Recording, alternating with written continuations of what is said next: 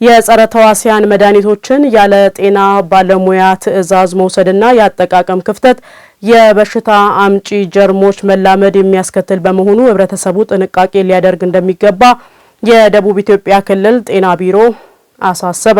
ህብረተሰቡ ትክክለኛ የመፈወስ አቅም የሌላቸውን መድኃኒቶች ህጋዊ ካልሆነ መድኃኒት ቤቶች ወይም ግለሰቦች ገዝተው መጠቀም እንደማይገባቸውም ቢሮው አስታውቋል። ቢሮው ዓለም አቀፍ የጸረ ተዋሲያን መድኃኒቶች በጀርሞች መላመድ የግንዛቤ ማስጨበጫ ስልጠና በወላይታ ሶዶ ከተማ ሰጥቷል። እድገት እስራኤል ተጨማሪ አለው። ጸረ ተዋሲያን መድኃኒቶች በሽታ አምጪ ተዋሲያን አማካኝነት በሰውና በእንስሳት ላይ የሚደርስ ተላላፊ በሽታዎችን ለመከላከልና ለማከም የምንጠቀማቸው ናቸው። በዚህ ምክንያት ደግሞ በስፋትና በአብዛኛው አግባብ ባልሆነ ሁኔታ ጥቅም ላይ ሲውሉም ይስተዋላል። አግባብ ያልሆነ የጸረ ተዋሲያን መድኃኒቶች አጠቃቀም ደግሞ መድኃኒቶች በበሽታ አምጪ ተዋሲያን በቀላሉ እንዲላመዱ ያደርጋቸዋል። የደቡብ ኢትዮጵያ ክልል ጤና ቢሮ ምክትል ኃላፊ አቶ ናፍቆት ብርሃኑ በአጠቃቀም ጉድለትና በግንዛቤ እጥረት አሁን ላይ ችግሩ እየተባባሰ መሆኑ ይናገራሉ። የሰው ልጅ ላለፉት 10 ዓመታት በሳይንስና ምርምር ያገኛቸውን የሕክምና ድሎች አደጋ ላይ የሚጥል ዝምተኛ ወረርሽኝ ደቅኖብን ያለውን አደጋ የምንመክርበትና የመፍትሄ አካል የምንሆንበት ነው። አንድን መድኃኒት ለማግኘት 20፣ 30፣ 10 ከዛም በላይ በርከት ላለ ዓመታት ብዙ ምሁራን እየተቀባበሉ የሚያመጡት ነው። ሆኖም ግን በአጠቃቀማችን ጉድለት በህብረተሰቡ ግንዛቤ ችግር እየተፈጠረ እንደሆነ ተስተውሏል ማለት ነው። ጸረ ተዋሲያን የዘመናዊ ሕክምና ምሰሶዎች ናቸው። ነገር ግን እነዚህ መድኃኒቶች በተገቢ መንገድ ባለመወሰዳቸው ያለ መመሪያ ያለ አግባብ ጥቅም ላይ በመዋላቸው ምክንያት ተህዋሲያኑ የመቋቋም አቅም እያዳበረ በ2019 በፈረንጆች አቆጣጠር የተሰራ ጥናት ከዓለማችን 1.3 ሚሊዮን የሚሆን ህልፈት መድኃኒት በተላመደ ተህዋስ ህይወቱ ያልፋል። ችግሩ ባላደጉ ሀገሮች እጅግ የከፋ ነው። ይሄ በ2050 የሟቾችን ቁጥር 10 ሚሊዮን ያደርሰዋል። ትልቁ ገዳይ እንዳለም የሚታወቀው ካንሰር ነው። ካንሰር የዚህን ያክል አይገልም። ስለዚህ ባዮሎጂካል ወርክ ሆኖ የመጣ እጅግ አስከፊ የሆነ የተዋሲያን መላመድ ነው ማለት ነው። ጤና ቢሮ ባዘጋጀው ዓለም አቀፍ ጸረ ተዋሲያን መድኃኒቶች በበሽታ አምጪ ጀርሞች መላመድ በማስመልከት ባዘጋጀው የግንዛቤ ማስጨበጫ መድረክ የተገኙ የዘርፉ ባለሙያዎች የጸረ ተዋሲያን መድኃኒት መላመድ ዋነኛው ችግር የአጠቃቀም ግንዛቤ ማነስ ነው ይላሉ። ህብረተሰቡ መድኃኒት ለጋራ የመጠቀም ለሌላው ሰው አሳልፎ መስጠት መድኃኒቱን ጀምሮ የማቋረጥ አይነት ነገሮቹ ለዚህ ትልቅ ቦታ ይይዛል። ስለዚህ ህብረተሰቡ በደንብ የግንዛቤ ማስጨበጫ ትምህርቶች መሰጠት አለባቸው። ምክንያቱም አንዴ የጀመረውን መድኃኒት እስከ መጨረሻ የራሱን መድኃኒት ለራሱ ነው መጠቀም ያለበት። ሌላኛው ደግሞ መድኃኒት ለሌላው ሰው ለቤተሰብ አባል ሼር ማድረግ አስፈላጊ አይደለም። መድኃኒት በዚህን ያህል ጊዜ መጠቀም አለባቸው ተብሎ ተሰጡትን አንድና ሁለት ጊዜ ተጠቅሞ ሌላውን የመተው ባህሪ ይታያል። ሌላው ህገወጥ መድኃኒቶችን መጠቀም ከተለያዩ የመድኃኒት ቤቶችም ሆኑ ገበያ ማዕከላት ላይ ያለ ሐኪም ትዕዛዝ መድኃኒት ሄዶ መግዛት ለመድኃኒት መላመድ ያጋልጣል። በሌላ በኩል አንዳንድ ተቋማት ስራቸውን በኃላፊነት ያለማከናወን ችግር ሌላኛው መንስኤ መሆኑን ይጠቅሳሉ። ግል ጤና ተቋማት ናቸው መድኃኒት ዶክተር ባዘዘው መሰረት ነው መስጠት ያለበት። ፕሪስክሪፕሽን ይዘው ነው መስጠት ያለበት። እንዲሁ የመስጠት አይነት ነገሮች አሉ። ብቻም ሳይሆን ሙሉን ዶስ አለ መስጠት ቆርጦ ያው እንግዲህ አትራል ላይ ማትረፍም የተቋቋመ ከመሆን ጋር የተያያዘ እጅግ በጣም ችግሮቹ ይታያል። ቆርጦ ሙሉን ዶስ ያልሆነ መድኃኒት መስጠት አግባባዊ የሆነ መድኃኒት ለአግባብ በሆነው በሽታ መስጠት ችግሮችም ይታያሉ። እንግዲህ ዞን ጤና መምሪያ አካባቢ ጤናና ጤና ነክ ራሱን የቻለ ስራ ክፍሎች አሉ። በደንብ መከታተል አለባቸው፣ መቆጣጠር አለባቸው። መድኃኒት የገዙትን መድኃኒት ህጋዊ ከሆነ ተቋም መግዛታቸውን ቼክ ማድረግ መቻል አለበት። አንደኛ በኮንትሮባንድ መንገድ መድኃኒት እየገባም ነው። ስለዚህ ይሄን ቼክ ማድረግ ብቻም ሳይሆን ከገዙት መድኃኒት ስንቱን በሐኪም ትዕዛዝ ነው የሸጡት የሚል ፕሪስክሪፕሽን ቆጥሮ ማየት። አንዳንድ ሃይማኖቶች ያው እንግዲህ የጀመርከው መድኃኒት ጌታ ይፈውሳል አቋርጥ ብሎ እንዲያቋርጥ ያደርጋል። መድኃኒት ማቋረጥ መፍትሄ አይሆንም። ስለዚህ መጸለይ ይቻላል። ትኩረት ሰጥቶ እንዴት መጠቀም እንዳለባቸው ባለሙያው በአግባቡ ይሄ መድኃኒት መስጠት ከቻለ ይሄን በሽታ መከላከል ይቻላል። መድኃኒቱንም እንዳይላመድ ማድረግ ይቻላል። የክልሉ ጤና ቢሮ የችግሩን አሳሳቢነት በመገንዘብ በጥናት ላይ የተመሰረተ ተግባር እያከናወነ ይገኛል። የትኞቹ መድኃኒቶች ለጸረ ተዋሲያን መላመድ ተጋልጠዋል የሚለው በመረጃ የተደገፈ ጥናት መሰራቱ አንዱ እሱ ነው። ያንን መነሻ በማድረግ የተገኙ ውጤቶች በርካታ መድኃኒቶች አሁን ከዚህ በፊት ለሚያክሟቸው ባክቴሪያዎች፣ ጀርሞች ምላሽ መስጠት እያቆሙ ነው ማለት ነው። ከዚህ በፊት አክመው የሚያድኑ መድኃኒቶች አሁን እያዳኑ አይደለም ማለት ነው። በጣም ትልልቅ መድኃኒቶች እንደዚህ አይነት አደጋ ስለደረሰባቸው ከዓለም አቀፍ ጀምሮ ትኩረት በመረጃ በኤቪደንስ ጥናቶች በርካታ ጥናቶች ይፋ ተደርገዋል። ፈዋሽነታቸውና ደህንነታቸው ያልታወቁ መድኃኒቶች ቁጥጥር ላይም ትኩረት ተሰጥቶ እየተሰራ እንደሚገኝ ተመላክተዋል። ካውንተርፌት የሆኑ ምንጫቸው ማይታወቅ ፈዋሽነታቸው ማይታወቅ ደህንነታቸው ማይታወቁ መድኃኒቶች በርካታ መድኃኒቶች ተይዘው በቁጥጥር ስር ውለው ወደ ህብረተሰቡ ሊገቡ የነበሩ መድኃኒቶች በርካታ መድኃኒቶች ተይዘው ህብረተሰቡ መታደግ ተችሏል ማለት ነው። ይሄ የችግሩ ስፋት እንጂ የቁጥጥሩ አካል በጣም በስፋት እየሄደ ነው። ከዛ አልፎ የሚሄዱ ካልሆኑ በስተቀር በጣም ሰፊ ስራዎች እየተሰሩ ናቸው። ህብረተሰቡና የመገናኛ ብዙሃንም ጥቆማ በመስጠትና የግንዛቤ ማስጨበጫ ስራ ኃላፊነታቸውን እንዲወጡም ጥሪ ቀርበዋል።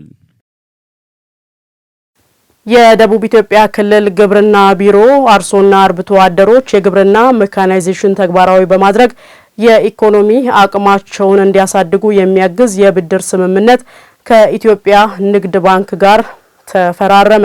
የኢትዮጵያ ንግድ ባንክ የግብርናውን ክፍለ ኢኮኖሚ በማዘመን ምርትና ምርታማነትን ለማሳደግ የተጀመረውን ስራ ለማጠናከር ነው በ16 የግብርና ዘርፎች የብድር አገልግሎቶችን ያመቻቸው።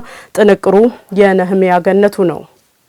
የእንስሳት የእጽዋት እንዲሁም የተፈጥሮ ሀብትን ተጠቅሞ በማምረት ለቤት ፍጆታ ከመዋል ባሻገር ለሽያጭ በመዋል ተጨማሪ የገቢ ምንጭ መፍጠር የሚችለው ግብርና ዘርፍ ነው። ታዲያ የኢትዮጵያ ንግድ ባንክና የደቡብ ኢትዮጵያ ክልል መንግስት የግብርና ቢሮ መካከል በግልና በቡድን ለተደራጁ አነስተኛ አርሶ አደሮችና አርብቶ አደሮች የግብርና ምርትና ምርታማነት ለማሳደግ የሚረዳ የግብርና ብድር ለማቅረብ የመግባቢያ ስምምነት ተፈራርመዋል። በመግባቢያ ስምምነት መርሃ ግብር ላይ የተገኙ ተሳታፊዎች የተለያዩ ጥያቄዎችን አንስተዋል። ከትራክተር ጋር በተያያዘ ትልቁ ፎከሳችን ማሽነሪዎች በተለይ ማሳ ሪሲስ ሃርቨስት የማድረግ የኛ ግብርና በአብዛኛው በበሬ ያውላችን እንደምናውቀው ከ170-80% በበሬ ነው የሚታረሰው። ስንሰበስብም በእጅና በተለያዩ እንስሳቶችን በመጠቀም ነው የምንሰበስበውና ከዚህ አንፃር በብዛትም በጥራትም ከማምረትም እንዲሁም ደግሞ ከመሰብሰብም አንፃር ትልቅ ችግር ያለበት ነው። ማሽነሪ የሚል ነገር በተደጋጋሚ ሲነሳ ነበርና ማለት ማሽነሪ በአይነት ነው የሚቀርበው ወይስ ገንዘቡ ነው ያንን ፐርቼዝ ለማድረግ ብድር የሚቀርበው የሚል እንዲሁ ክላሪቲ የፈለኩት። የኢትዮጵያ ንግድ ባንክ ተደራሽ ያልሆነባቸው አካባቢዎች አሉና ከዚህ ጋር ባለው ጉዳይ ላይ ይሄ እንግዲህ ለሁሉ የመጣ ጥቅም እስከሆነ ድረስ እነዛ አርሶ አደሮች እንዴት ተደራሽ ማድረግ ይቻላል የሚለው እነዚህ ጥያቄዎች ላይ ማብራሪያ ቢሰጥ የሚል። በመርሃ ግብሩ ለተነሱ የትራክተር አቅርቦት ጉዳይ የባንክ ተደራሽነት አለመኖሩንና መሰል ጥያቄዎች ምላሽ የሰጡት የኢትዮጵያ ንግድ ባንክ ሪታል ባንኪንግ ምክትል ፕሬዝዳንት አቶ ደሳለኝ አለሙ ናቸው። አሁን 5 ዓመት ነው ገደብ ትራክተር መግዛት ከፈለገ አንድ ሰው። ስለዚህ በዛ የሚሰራ ፎርካስት መመለስ የማያስችለው ከሆነ አያገኝም ማለት ነው። 15 ወይ 20 30 ነው ሲመጡ ግን እርሻቸውን ብዙ ስለሚሆን የሬንቱም የምንም ታስቦ ስለሚመጣ እሱ ላይ በዛ ስሌት እንሄዳለን። ወረዳ ላይ ቢያንስ አንድ ብራንች ይኖራል። ወረዳ ላይ ብራንች የለንም የሚል ስትራቴጂ ነው ያለን። ማሽነሪዎች አቅራቢ ማን ነው? አሁንም ድጋሚ ይመስለኛል እኛ ፋይናንሱን ብቻ የምናቀርበው ይሄ ኦልሬዲ በዛ ነው የሚሄደው። የገጠር ኢኮኖሚ እድገት ለማጎልበት ለአርሶ አደሮችና ለአርብቶ አደሮች በግል ወይም በቡድን የግብርና ብድሮች መመቻቸት በግብርናው ዘርፍ ለተሰማሩ ዜጎች መልካም እድልና ለሀገር ኢኮኖሚ ከፍተኛ አስተዋጽኦ እንዳለው ጠቁመዋል። ኢኮኖሚ ከስራ እድል ከመፍጠር አንጻር ስናየው የሀገራችን ህዝብ እንግዲህ ከ80 በላይ የሚተዳደርበት የኢኮኖሚ ዘርፍ ነው። እንደ ሀገርም እንደ ጂዲፒያችን እንደ አጠቃላይ እንደ ሀገር ምርት የሚኖረው አስተዋጽኦም ከፍተኛ ነው።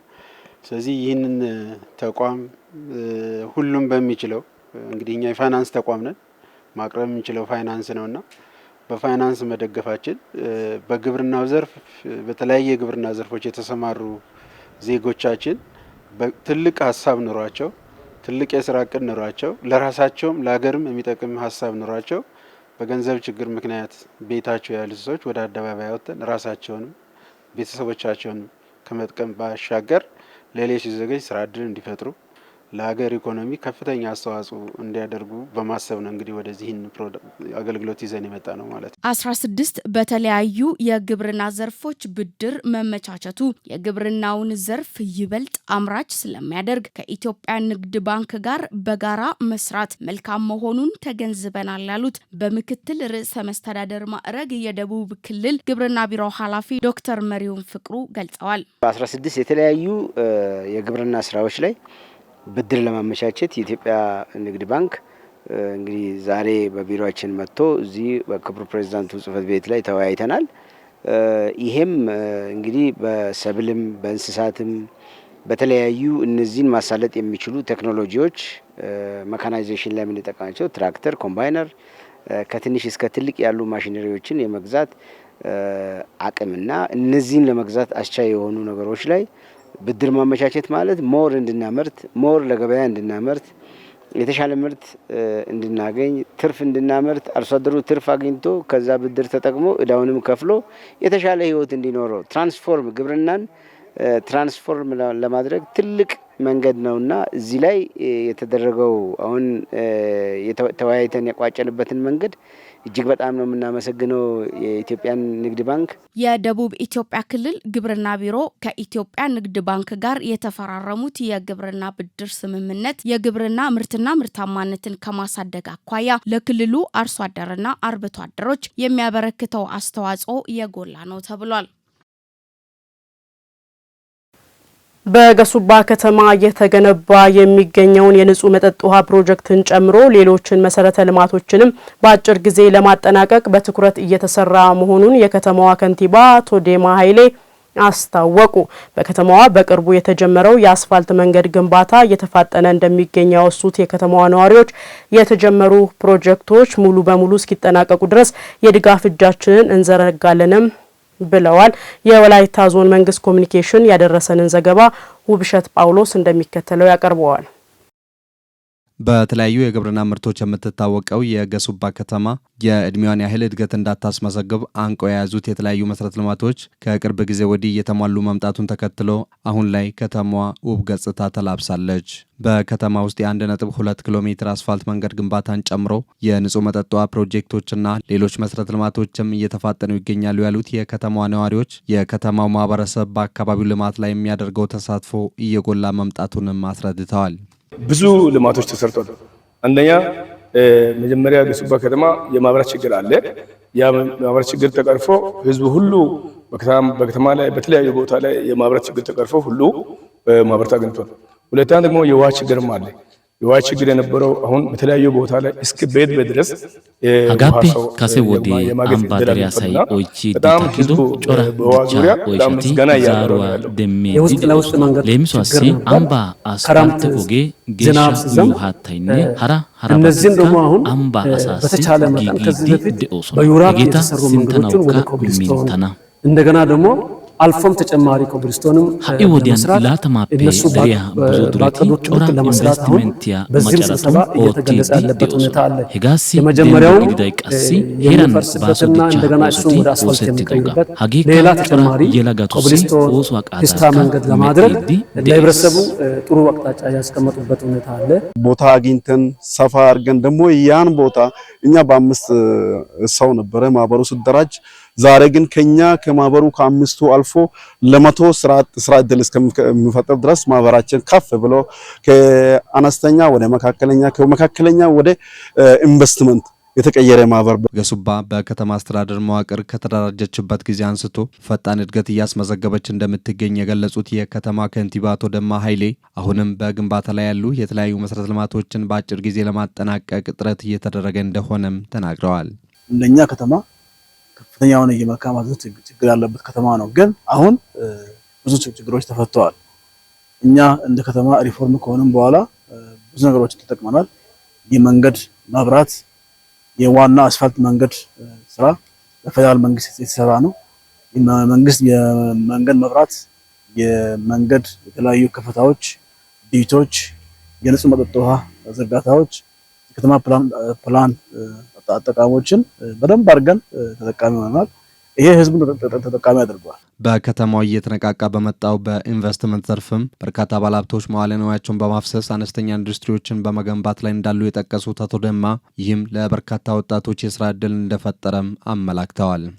ያ ብቻ ሳይሆን የግሉ ባለሀብት መጀመሪያ ሪፎርም ከመሆኑ በፊት ምንም ባለሀብት የሌለበት ከተማ አሁን ባለው ደረጃ ከ20 የሚበልጡ ከፍተኛ ባጀት ያላቸው ኢኮኖሚ ያላቸው ባለሀብቶችን አፍርታለች። ያ ብቻ ሳይሆን ከዚህ በፊት እንደ ከተማ አንድ መኪና የሌለበት ከተማ ነው። አሁን ግን ከ30 እና ከ40 የሚበልጥ የግል ባለሀብቱ ብቻ መኪና ያለበት። ይሄ ደግሞ ትሩፋቱ መንግስት ያመቻቸውን እድል በመጠቀም ብድር ምቹ በመሆኑ መንገዱ ክፍት በመሆኑ መንግስት በፈጠረው እድል ተጠቅሞ ግል ባለሀብቱ አድጓል። የግብርና ምርቶችን ጨምሮ በደራ የንግድ እንቅስቃሴ የምትታወቀው ገሱባ ከተማ ጽዱ፣ ውብና ለኑሮ ተስማሚ እንድትሆን የተጀመሩ ስራዎችን ከግብ ለማድረስ ማህበረሰቡ የተለመደውን ድጋፍ እንዲያጠናክርም ተጠይቋል።